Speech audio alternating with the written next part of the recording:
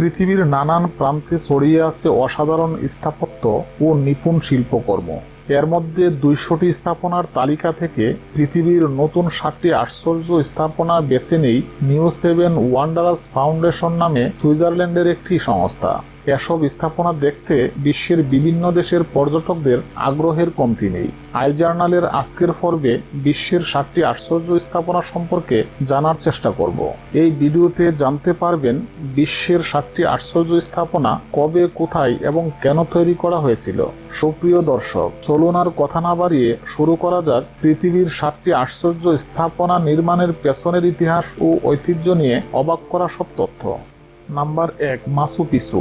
১৫১১ সালে ইনকা সভ্যতার নিদর্শন মাচু পিছুর ধ্বংসাবশেষ আবিষ্কার করে মার্কিন প্রত্নতত্ত্ববিদ হিরাম বিংহ্যাম। তিনি এর নাম দেন ইনকাদের হারানো শহর। দক্ষিণ আমেরিকার অন্যতম প্রধান প্রত্নতাত্ত্বিক কেন্দ্র ও পেরুর সবচেয়ে দর্শনীয় স্থান এটি।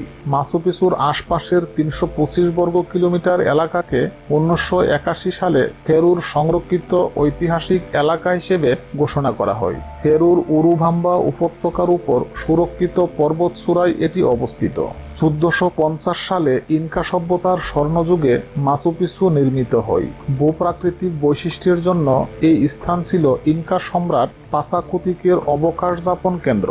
তবে শহরের সব আদিবাসী গটি বসন্তে আক্রান্ত হয়ে মারা গেলে ১০০ বছরেরও কম সময়ের মধ্যে এটি পরিত্যক্ত হিসেবে ঘোষণা হয়। সমুদ্র পৃষ্ঠ থেকে এর উচ্চতা প্রায় ৭,৮৭৫ ফুট। ধ্রুপদী বাস্তুকলার নিদর্শন ও ইনকা সভ্যতার অনন্য স্বাক্ষর মাচু পিছুর উপর দিয়ে উড়োজাহাজ চালানো নিষিদ্ধ। মাচু পিছুকে ১৯৮৩ সালে ইউনেস্কো ওয়ার্ল্ড হেরিটেজ সাইট ঘোষণা করে। Number ২, great wall of China বা চীনের মহাপ্রাচীর। চীনের মহাপ্রাচীর বা গ্রেট ওয়াল অফ চায়নায় প্রতি বছর বিপুল সংখ্যক পর্যটকের সমাগম ঘটে। এর মোট দৈর্ঘ্য ২১,১৯৬ কিলোমিটার। চীনের উত্তর সীমান্তকে মঙ্গোলীয়দের হাত থেকে রক্ষার জন্য খ্রিস্টপূর্ব ২২০ থেকে ২০৬ সালে চীনের প্রথম সম্রাট কিন শি হুয়াং এটি নির্মাণের উদ্যোগ নেন। অনেকের ধারণা ১০ লাখ শ্রমিক এতে কাজ করেছিল। তাদের মধ্যে ৩ লাখ শ্রমিক বিভিন্ন দুর্ঘটনায় প্রাণ হারায়। মিং যুগেও এই প্রাচীরের অনেকাংশ নির্মাণ করা হয়। বেইজিং শহরকে ঘিরে থাকা মহাপ্রাচীরের অংশ পর্যটকদের কাছে বেশ প্রিয়। বেইজিং অংশের দেওয়ালটি ২৬ ফুট উঁচু ও ১৬ ফুট প্রশস্ত। প্রতিদিন গড়ে ৫০,০০০ পর্যটক গ্রেট ওয়াল অফ চায়না দেখতে আসেন। ১৯৮৭ সালে ইউনেস্কো এই স্থাপনাকে ওয়ার্ল্ড হেরিটেজ সাইট ঘোষণা করেন। Number ৩, Christ the redeemer. ব্রাজিলের রিও ডি জানেইরো শহরে রয়েছে ১৩০ ফুট উঁচু যীশু খ্রিস্টের বিখ্যাত মূর্তি ক্রাইস্ট দ্য রিডিমার। পাহাড়ের চূড়ায় দাঁড়িয়ে ২ হাত ছড়িয়ে দিয়েছে যীশু। তার এক হাত থেকে অন্য হাতের দূরত্ব ৯২ ফুট। এর মোট ওজন ৬৩৫ মেট্রিক টন। কংক্রিট ও শ্বেতপাথর দিয়ে আলাদাভাবে বিভিন্ন অংশ তৈরি করে পাহাড়ের চূড়ায় নিয়ে জোড়া দেওয়ার পর দাঁড়িয়ে আছে বিশালাকার এই মূর্তি। কংক্রিট ও শ্বেতপাথর দিয়ে আলাদাভাবে বিভিন্ন অংশ তৈরি করে পাহাড়ের চূড়ায় নিয়ে জোড়া দেওয়ার পর দাঁড়িয়েছে বিশালাকার এই মূর্তি। এর ভাস্কর হল ফ্রান্সের পল ল্যান্ডুস্কি। মূর্তিটির ওজন ৬৩৫ মেট্রিক টন। এর জন্য খরচ হয় প্রায় $২,৫০,০০০ মার্কিন। ৯ বছর ধরে নির্মাণ কাজ শেষে ১৯৩১ সালের ১১ অক্টোবর এর উদ্বোধন হয়। রিও ডি জানেইরো তিজুকা ন্যাশনাল পার্কে কর্কোভাদো পাহাড়ের চূড়ায় মাথা উঁচু করে দাঁড়িয়ে আছে এই মূর্তি। ক্রাইস্ট দ্য রিডিমার ব্রাজিলের ঐতিহাসিক জাতীয় ঐতিহ্য। পর্যটকরা চাইলে পাহাড়ে যুক্ত করা ২২০ তলা লিফটে চড়ে ক্রাইস্ট দ্য রিডিমারকে উপর থেকে দেখতে পারে। যীশু খ্রিস্টের এই মূর্তি দেখতে প্রতি বছর প্রায় ২০ লাখ পর্যটক ব্রাজিলে আসে। Chichen Itza. মেক্সিকোতে পর্যটকদের সবচেয়ে প্রিয় দর্শনীয় স্থানের তালিকায় চিচেন ইৎজার নাম থাকে সবার উপরে। এটি হলো মায়া সভ্যতার বিস্ময় নগরী। এই স্থাপত্য দেখতে অনেকটা পিরামিডের মতো। এর চারদিকে আছে চমৎকার সিঁড়ি। শিখরে দেখা যায় চৌকোঘর। বর্তমানে এটি মেক্সিকোর রাষ্ট্রীয় সম্পদ। দেশটির ইতিহাস ও নৃতত্ত্ব ইনস্টিটিউট এর রক্ষণাবেক্ষণ করে থাকে। মেক্সিকোর ইউকাতান রাজ্যের তিনোম মিউনিসিপ্যালিটির অন্তর্ভুক্ত এই প্রত্নতাত্ত্বিক স্থান 600 খ্রিস্টাব্দ থেকে 1200 খ্রিস্টাব্দ পর্যন্ত এটি ছিল মায়া সভ্যতার একটি বড় শহর। চিচেন ইৎজার আক্ষরিক অর্থ হল ইৎজার কুয়ুর মুখে। সুপেয় জলের কূপগুলোর জন্যই প্রাচীন মেক্সিকানরা এখানে বসতি স্থাপন করেন। চিচেন ইৎজা দেখতে প্রতি বছর লাখ লাখ পর্যটক আসে। 1988 সালে চিচেন ইৎজাকে ওয়ার্ল্ড হেরিটেজ সাইট ঘোষণা করে ইউনেস্কো। Number 5, Colosseum. ইতালির রোমের সবচেয়ে বিখ্যাত নিদর্শন হল কলোসিয়াম। বিশ্বের সবচেয়ে সেরা স্তম্ভগুলোর মধ্যে এটি অন্যতম। এতে রয়েছে রোমান প্রকৌশলের চোখধাঁধানো নৈপুণ্য। নিষ্ঠুর সম্রাট টাইটাসের তত্ত্বাবধানে এর নির্মাণ কাজ শেষ হয়। ইমারতটি মঞ্চনাটক, গ্ল্যাডিয়েটরদের লড়াই, জীবজন্তুর লড়াই ও বিদ্রোহীদের মৃত্যুদণ্ড কার্যকরের জন্য ব্যবহার করা হতো। ইতিহাসবিদরা জানান, উদ্বোধনী দিনে হাতি, গন্ডার, সিংহ, ভাল্লুক, বন মহিষ সহ 9000 প্রাণীকে হত্যা করা হয় কলোসিয়ামে। পরে পশুর স্থলে শুরু হয় যুদ্ধবন্দীদের একে অপরের সঙ্গে মরণপণ লড়াইয়ে। রোমের শাসক জুলিয়াস সিজার 300 গ্ল্যাডিয়েটরদের লড়াই উপভোগ করেছিলেন এখানে। রক্তপিপাসু রোম সম্রাটদের আনন্দের খোরাক জোগাতে গিয়ে অসংখ্য মানুষ প্রাণ হারিয়েছে কলোসেমিয়ার মাটিতে। লড়াইকারীদের বলা হতো গ্ল্যাডিয়েটর। হলিউডের রাসেল ক্রু অভিনীত গ্ল্যাডিয়েটর ছবিটি তৈরি হয়েছে এই ঐতিহাসিক ঘটনার প্রেক্ষাপটে।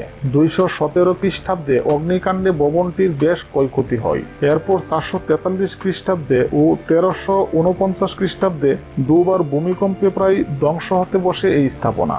ষষ্ঠ শতকে এটি রূপান্তরিত হয় সমাধিক্ষেত্রে। দ্বাদশ শতকে আবাসিক ও বাণিজ্যিক আবাসন হিসেবে ভাড়া দেওয়া হয় ভবনটি। ত্রয়োদশ শতকে এটি হয়ে ওঠে দুর্গ। 4 তলা বিশিষ্ট বৃত্তাকার ছাদবিহীন কলোসিয়ামের নির্মাণ শৈলী বিস্মিত করে সবাইকে। এটি 189 মিটার দীর্ঘ ও 156 মিটার চওড়া। এর মূল এলাকার এরিয়া প্রায় 6 একর। বছরে প্রায় 40 লাখ ভ্রমণ পিপাসু কলোসিমিয়া দেখতে রোমে আসেন। পেত্রা, জর্ডানের রুশ সিটি হিসেবে পরিচিত পেত্রা। চারপাশের গোলাপি মাটির খাড়া বাঁধের জন্যই এই ডাকনাম। জর্দানে বেড়াতে গেলে পর্যটকরা পেত্রাকে প্রাধান্য দেয়। এটাকে বলা হয় প্রাকৃতিক সৌন্দর্য ও প্রত্নতত্ত্বের অপূর্ব সম্মিলন। উট, ঘোড়া, গাধার পিঠে চড়ার সুযোগ রয়েছে সেখানে। এছাড়া চা বিক্রেতাদের কেউ কেউ গুহায় চা বিক্রির পাশাপাশি ইংরেজিতে পেত্রার ধ্বংসাবশেষের গল্প শোনায়।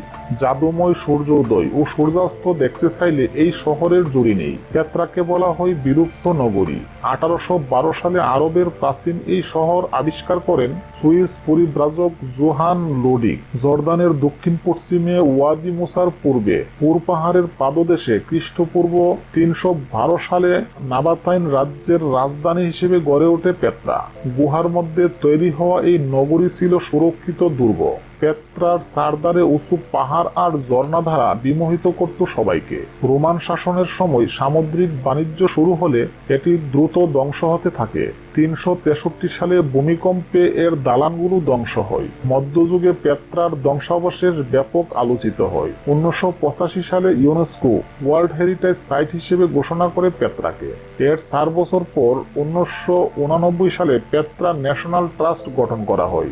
নাম্বার 7, তাজমহল। শতাব্দী ধরে ভারতের আগ্রায় যমুনা নদীর তীরে জাদু ছড়াচ্ছে তাজমহল। অনেকের মতে বিশ্বের যে কোনো স্থাপত্যের চেয়ে এর সৌন্দর্য বেশি। পুরোপুরি সাদা মার্বেল দিয়ে বানানো তাজমহল পূর্ণিমার আলোয় মুক্তার মতো ঝলমল করে। মুঘল সম্রাট শাহজাহান তার স্ত্রী মমতাজের প্রতি ভালোবাসার স্মৃতি হিসেবে এটি নির্মাণ করেন। এজন্য তখনকার সময়ে ব্যয় হয় 3,20,00,000 রুপি।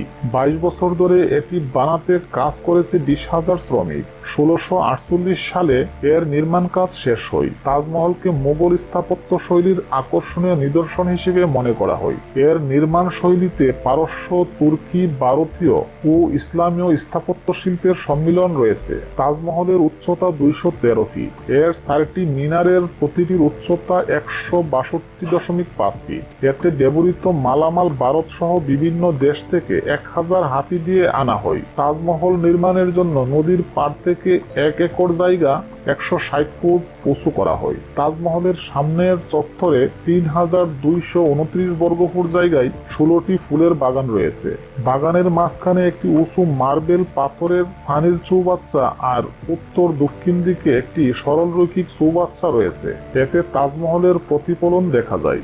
বৃক্ষ শোভিত হ্রদ ও ঝর্ণা তো আছেই। তাজমহলের গম্বুজগুলো খুবই মনোমুগ্ধকর। মূল গম্বুজের দৈর্ঘ্য 58 ফুট। সূর্য উদয়ের সময়ে গম্বুজের সাদা মার্বেল গোলাপি আভা ছড়ায়। তাজমহলে শাহজাহান ও মমতাজ শায়িত আছেন। এটা ভারতের সবচেয়ে জনপ্রিয় পর্যটন স্পট। তাজমহল দেখতে বছরে 30 লাখ পর্যটক সমাগম হয়। বায়ু দূষণকারী যানবাহন চলাচল সেখানে নিষিদ্ধ। 1983 সালে ইউনেস্কো ওয়ার্ল্ড হেরিটেজ সাইট হিসেবে তালিকাভুক্ত করে তাজমহলকে। সুপ্রিয় দর্শক, বিশ্বের 7টি আশ্চর্য স্থাপনার মধ্যে আপনার পছন্দের কোনটি তা কমেন্ট বক্সে জানিয়ে দিন। আই জার্নালের আজকের পর্বে বিশ্বের 7টি আশ্চর্য স্থাপনা সম্পর্কে অজানা কিছু তথ্য তুলে ধরার চেষ্টা করেছি। ভিডিওটি ভালো লাগলে অবশ্যই একটি লাইক দিন এবং বন্ধুদের শেয়ার করুন। আরও এমন নানা অজানা তথ্য জানতে আমাদের চ্যানেলটি সাবস্ক্রাইব করে আমাদের সঙ্গেই থাকুন।